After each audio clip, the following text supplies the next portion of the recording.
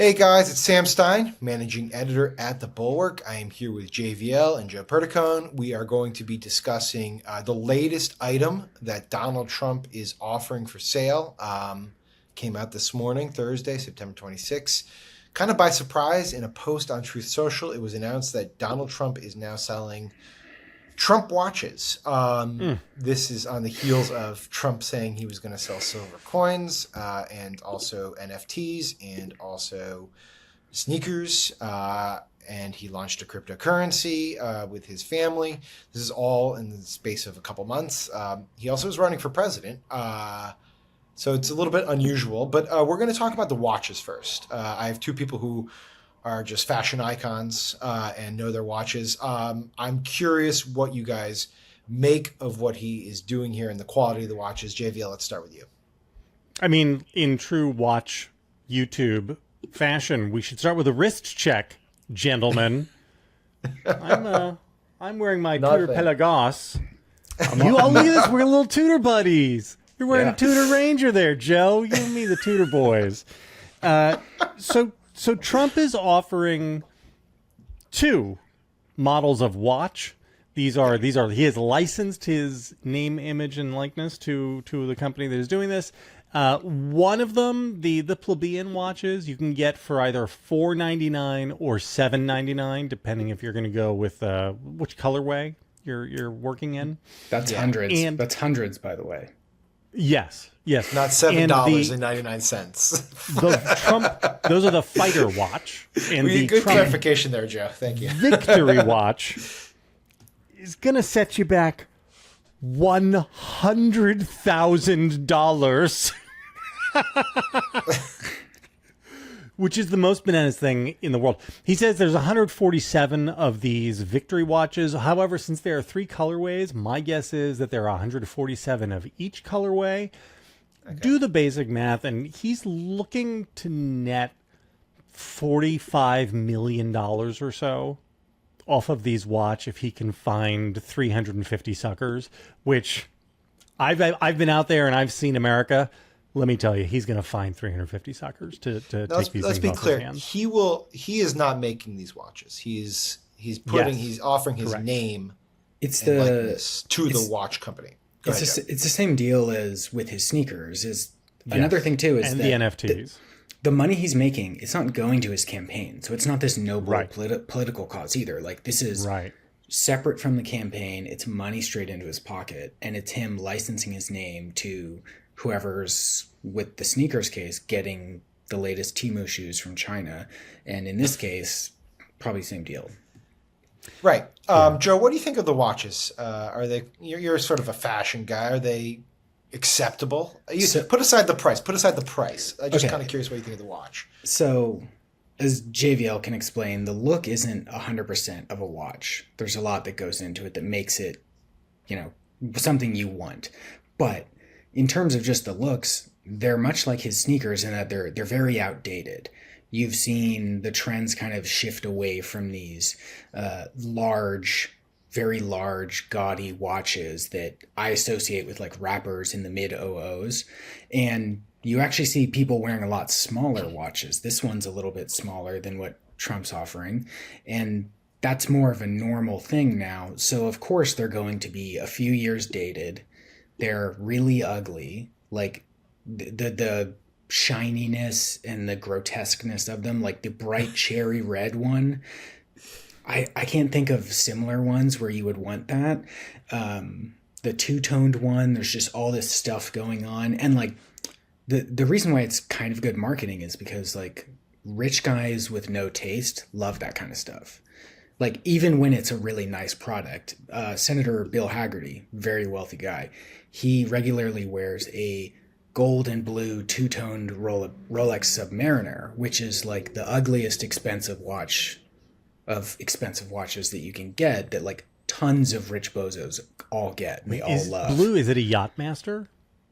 I thought it was a Submariner. It's the blue face, and then it's the gold two-tone. Yeah, I bet that's the Yachtmaster. It's the very Invicta. It's like a Rolex that looks like an Invicta. Who's the clientele for this stuff? Like if it's $100,000 a watch, and they're ugly, rich guys with no taste.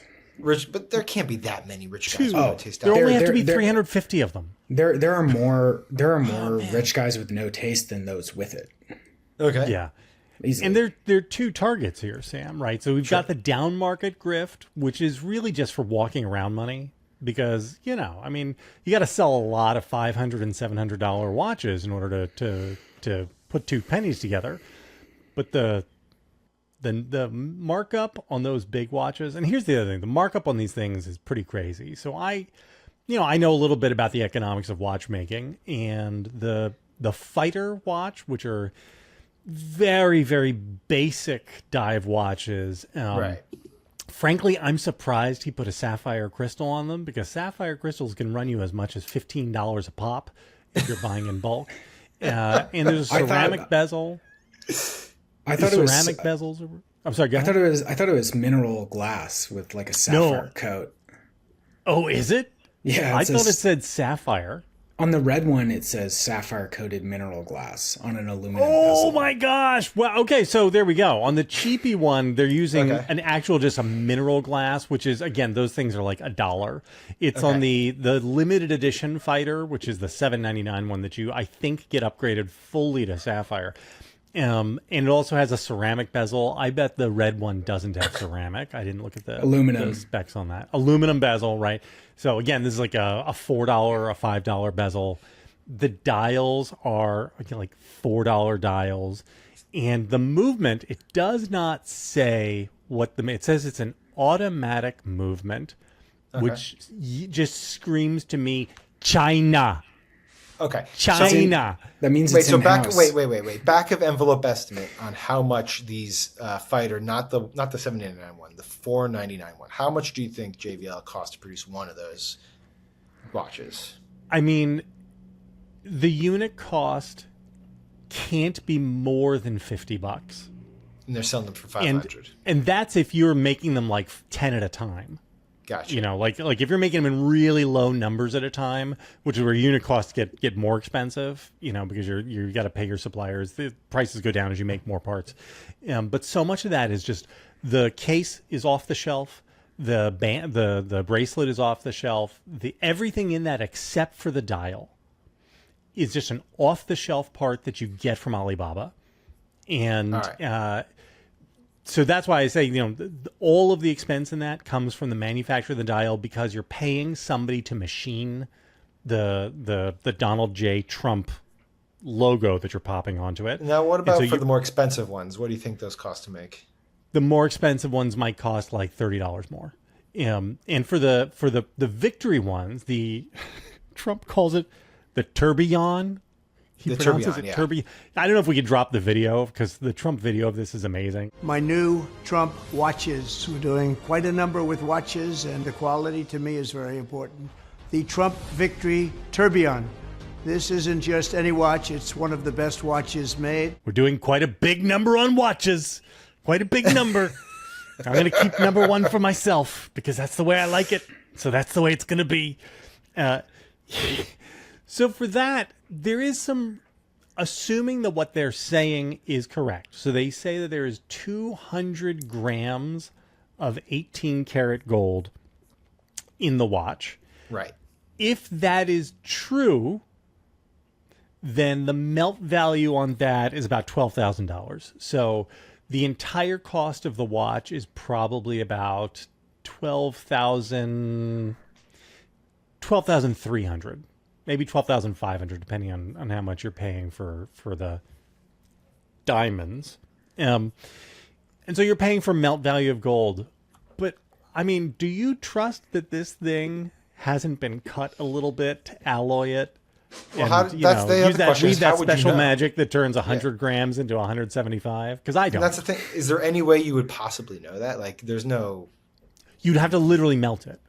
You'd have to melt it. So the only way to find out whether or not it's real is to go and melt it, which I don't think anybody would do, right? So want to talk a bit, this is what I say. It's an unfalsifiable claim. Let's talk about the cultural elements of this beyond the watches. Joe, you wrote about the shoes, and I think you've encountered people wearing the Trump shoes, right? Or maybe you've talked to a few. I encountered people out there wearing fake ones. Fake ones, okay. Same question, though. It's like, I just kind of want to get my head into the space of people who are like, you know what, I'm going to spend like my money on this stuff. Like I need to get the Trump shoes. There's that guy who bought them at auction like early on for like $10,000 or whatever it was. And then, people go out there and just need to be, get all the Trump stuff. Like, what are they thinking here? Is this just a political symbolism for them? Conservatives right now have never been more into clothes than they are now. It used to be that conservatives were the well-dressed ones, like think of Bill Buckley or Ronald Reagan, and the bad-dressed ones were liberals, dirty hippies. It's now kind of mixed, and you have a lot of these Republicans, especially members of Congress, who are really into clothes and watches and how they look and how they dress. It's the worst stuff you've ever seen, but they're really into it, and they like it, so good for them. And so you see that kind of elsewhere. Merch is a huge thing you can see it at the RNC, you see it at any Trump rally. Merch is a huge thing. His face is everywhere. His signature is everywhere. And wanting to look like a caricature version of him is a huge thing too. That's why everyone wears the matching bright blue suits with the red ties, and they want the big gold watch to go with it too. And people love the merch. They love to declare their political allegiance on clothes because clothing is a way to express yourself. Some people just do it in a very obvious way, and this is perfectly marketed towards that. It's cheap, it's fast, and it's not meant to be worn too long. Like, you get a pair of Trump sneakers, they're going to fall apart. This watch probably will stop moving pretty soon. And like, but that's the point. It's like you want it for fun. You want it for the season, right? Instead of fall, winter, it's just campaign season. Same thing. All right, let me leave with this these things question. aren't going to ship until like December. Right, you're going to get it post-election. And you get to wear them to the next January 6th. I guess that's the thing. Can I ask you a question though, Sam? Yeah. Because this is, so much of what happens in American politics right now is vibes-based negative polarity. Right. And one of the things that I find mystifying about the Trump coalition is that if you are the kind of sober country club, Wall Street Journal editorial page reading Republican, you look at the kind of people who show up at the boat parades, like dressed as Trump and wearing the Trump watches and all this stuff, and you flying, with their houses with 19 Trump flags in front of them. Yeah. And you think to yourself, these people are insane. Right? Because it never occurred to you to get a tattoo of Bill Buckley on your face, when you were, and yet they're not repelled by them. No. Why is that? Because they're repelled culturally by the opposite, right? Like they walk into a Starbucks and there's a hippie girl with dreadlocks who has her pronouns written on her name tag. And they look at that and they're like, oh, I hate that. This is why I'm conservative. But they don't have the same thing with the near out group, if that makes sense. Yeah, I think that's a good question. I'm not sure I agree that they're not repelled by them. I think they would find it like a gas to go down and participate in a boat parade. Like they couldn't fathom the idea. They would never wear a MAGA hat in their like local grocery store. I think, and that's probably why we've seen so many with the polling errors, is because people not every Trump supporter wants to flaunt it. But I do think that there's also this idea that these people are more salt of the earth. The real MAGAs are more salt. Their perception is that they're more salt of the earth than the baristas at the Starbucks who have their pronouns, right? Like there's just this perception that these are like, they're blue collar workers who just love, their Trump. And I think that's going away a little bit. You kind of see it a little bit more where people are more open about talking about their support of Trump. In social circles where that used to never be the case. Certainly you see that in the tech world and the finance world. But I do think that dynamic still is there. I actually want to leave you guys with a question. Of all the things that he's hawked, so we have sneakers, coins, NFTs, now watches, cryptocurrency we can put aside because that's a venture vice sense. Which one is the most ridiculous? Like, which one do you look and just like, that is just silly? So the most offensive one is the Trump Timberland boot. It's like, so the Timberland boot is like this iconic, like certainly associated with New York City, boot that everyone wears in the winter, and I've always thought it's the coolest thing ever. I've always been about Tim's over bean boots or any of the other common boots. And when I saw it, I was just really offended. His Bitcoin shoes are probably the most ridiculous in a funny way, though. Okay. You know, I love all of this stuff in a way because it is self-refuting of the entire premise of his campaign. The premise of his campaign is that American carnage. We are dying. This country is a dying country, and nobody can afford anything. Here's my $100,000 watch. Please buy it. Costs are out of control. Right. By the way, inflation is terrible. Buy my Nifty for $100. But when I look at the shoes and the watches, those feel to me like I understand them. Like Trump he's not a watch guy, but he knows that rich guys are supposed to have expensive watches, so he has a bunch of expensive watches. And so it makes sense to me that he would try to grift off of this the way he would with Trump vodka or Trump steaks. Right. The shoes, a little weirder, but for me, the one that gets me is the NFTs, because that is, first of all, Trump was never a baseball card guy when he was a kid. I mean, I can just tell you that. He never collected Don Mattingly cards or Lou Gehrig cards or fucking old Haas Radbourne cards or whoever was playing baseball. What's your best card, JVL? I don't like to talk about that. But when I look at that, so he's got these, and he doesn't do like computers either. So the fact that he's doing computer trading cards, and then that they are animated with him looking like he's a superhero riding a rhinoceros is amazing. That's awesome. But the best part of them is that grift keeps going. So the NFTs are a river. The reason I ultimately didn't buy one is because the code is written so that he gets a taste every time one of those is sold. So if you buy a Trump NFT for $100, Trump, as they're minted, he gets his taste there.